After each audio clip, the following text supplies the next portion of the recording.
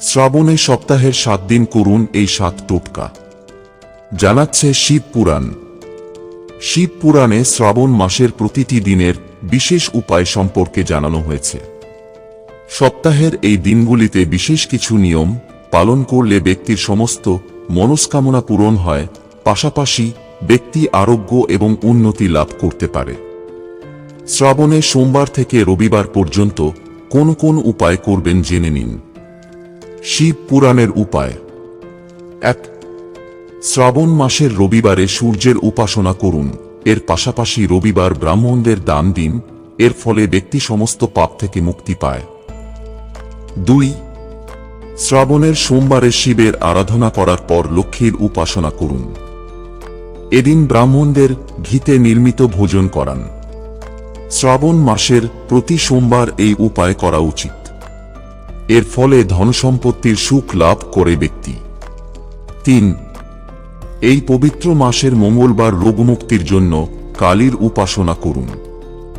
বিউলি, মুগ, অরহরের ডাল দিয়ে কোনো পদ রান্না করে ব্রাহ্মণদের ভোজন করান। এর ফলে ব্যক্তির সমস্ত রোগ দূর হবে। 4. পরিবারে সুখশান্তি বজায় রাখার জন্য শ্রাবণ মাসের বুধবারে বিষ্ণুর উপাসনা করুন, ব্রাহ্মণদের দই দিয়ে তৈরি খাবার খাওয়ান। 5. দীর্ঘায়ু লাভের আশায় শিবের প্রিয় মাসের বৃহস্পতিবারে দেবতাদের পুজো করুন, ব্রাহ্মণদের বস্ত্র দান করুন।